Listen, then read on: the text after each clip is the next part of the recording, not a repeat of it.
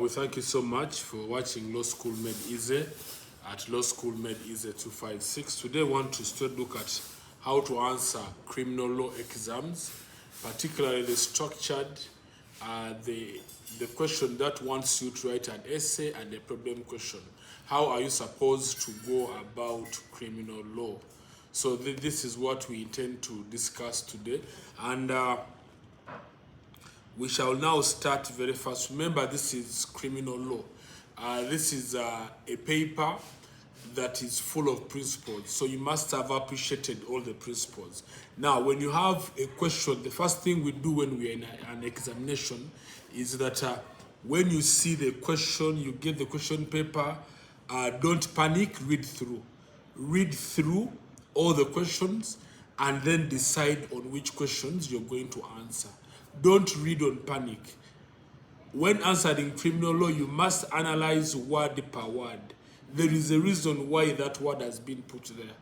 But of course, when we begin to talk about how to answer problem questions in this very video, we shall now go step by step in that regard. But let's go with the structured question, the question that requires you to write an essay about a particular topic that has been asked. Number one, when you identify, for example, your question you're going to answer, let's say it is incomplete offenses or criminal offenses, or what we call the inchoate offenses. Let's assume the question wants you to write about incomplete offenses. So the first thing you do is to define what is inchoate. What do you understand by the word inchoate or incomplete or criminally offenses? And the only way how you can be able to answer this is you must have understood what the whole topic is about, and then you give your small definition. Now, we know that in between there, in your definition still, you discuss the three elements of a complete offense, which is incitement, attempt, and conspiracy. Now, after you have discussed and told us those are the offenses, you now begin to answer one by one. So the first thing you do is to outline the law.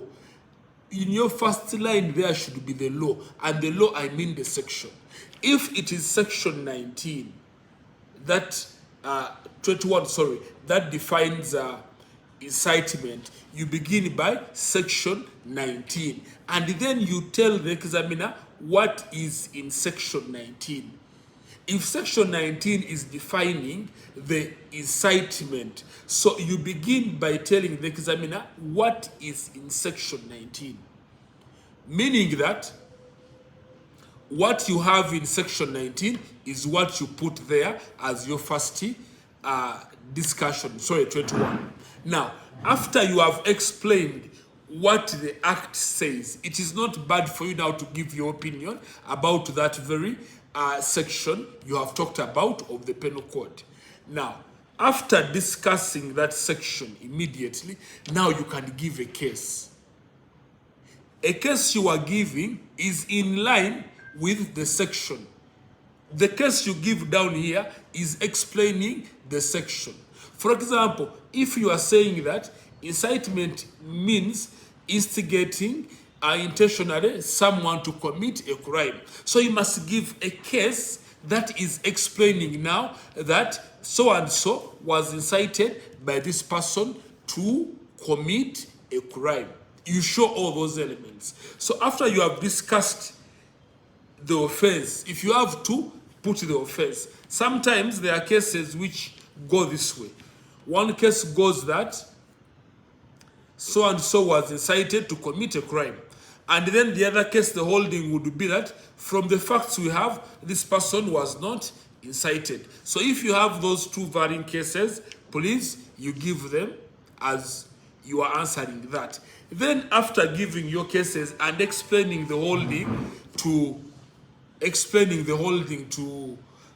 examiner, you now go to the next one, which is attempt. Now, attempt, I have a reason why I chose to discuss this topic. Attempt now you begin by defining attempt. What does section 364 define an attempt? You discuss that section. But remember, attempt, it has about 4 subsections where they say it is immaterial whether you did ABCD, it is immaterial whether you must show the examiner all these sections. So meaning you must explain attempt in it. You don't only stop on the definition that when somebody begins to manifest putting together their intentions and now they do this, you don't stop there. You go ahead and discuss all those clauses there under. After discussing the clauses, now you give a case. The first thing we have agreed, your law, the section should be in the first line. And then after the section, you explain what the section means. Now, after you have explained what attempts means, all the clauses explained, now you can give your case. That in the case of R versus White, this and this happened. And then later you conclude. It is very important for these block questions. For example, in Kuwait, you give 3 cases. 2 is good enough. But if you have more than 2 cases, please show off by writing all those cases. Then, conspiracy. You now go to conspiracy. You tell us the section which is defining conspiracy, and then you define conspiracy as per the section. Now, after defining conspiracy as per the section, now you tell us when does someone join the conspiracy, okay? During, after, or before. You explain all those elements clearly. After explaining all those elements clearly, you now give us the cases which are in line with conspiracy.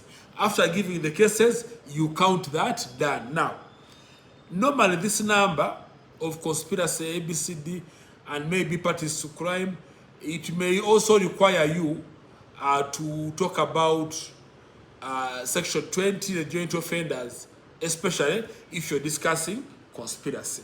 Now, that is how you are expected to go about the structured question. Number 1,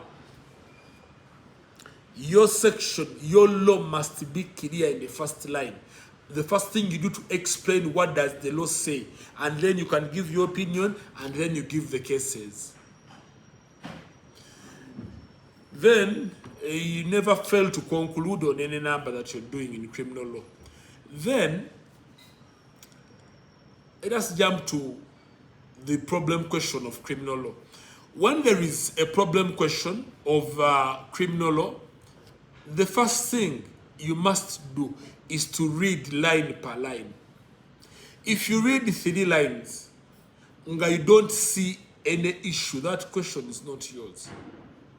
But the first thing you do is summarize the brief facts, have the brief facts summarized. How do you summarize and how do you get the issues if you're handling a problem question? Number 1, you summarize or handle or get the issue by the parties which are in the question. If in the question they are mentioning Bashir, Walter did this, then Sophia, then Simon, then Isaac, Fred, all those names which have been mentioned there. 1, if you are writing your brief facts, all those names must be encountered. Because each name has a liability. There is a reason why it was put there. Either it is put there to confuse you, they have no liability, or they have a liability. So meaning, in your brief fact, you must outline very well all the parties. Make sure you have all the parties. Literally, depending on your handwriting, but a brief fact, not more than 6-7 lines. You have a good brief fact, but all the parties must be there. And when you're writing issues now, identifying issues, look at every party. If they are saying Walter hatched a plan to go and steal a bank, contacted Bashir, who also brought their friend, But all this was happening, so and so was doing this. As you see those names, that is how you extract your issues, according to the names which are put there. This is a trick that we have discovered. You use those names is how you can be able to get your issues. Now you have gotten the issues. You now go to the law applicable. Now, the law applicable, the first thing you do in criminal law is to have the constitution there. You have the penal code there and the case law. Unless you have read some other act like the Evidence Act, you want to talk about it, you include it. But this is very important. You must use at least every law that you have quoted there. You must use the Constitution. You must use the case law. You must use the penal code. Now, you are now resolving your issue, whether Walter is a principal offender, assuming. You now tell us resolution. Now, criminal law is advisable. You begin with Article 28, 6, Article 28, 3, Article 23, 3, because now you have used the Constitution. Then after, you now, remember you said that whether Walter is a principal offender. So meaning you are looking out if Walter is a principal offender. You now go to the section in the penal code that talks about principal offender. You say section 19 defines principal offender to mean A, B, C, D. Now, after you have explained what a principal offender means under the section, you now give a case. Because you have explained the principal offender, you now give a case. After giving a case, this case you have given is explaining who a principal offender is. You use the case to explain who a principal offender, the one you defined in your section of the law. So after giving your 1-2 cases, you now relate to the facts given. You say from the case and the section 19 that talks about a principal offender, in our facts here, Walter is a principal offender. Why? Because he hatched the program, the plan, and also participated in the breaking into the bank. It's the person who broke into the bank. It aligns with the facts of the case. And then that way, you have concluded. Then you go to another issue. You answer in the same sequence. So that is how you go about all the problem questions. But to be on the safer side, every criminal law number you write, the minimum, there are 4 numbers you answer. The minimum you must write on every number, there are 10 cases for you to be able to excel as an A student. I want to thank you for watching Law School Made Easy at Law School Made Easy 256. Thank you so much. Share, subscribe, like our videos. Thank you.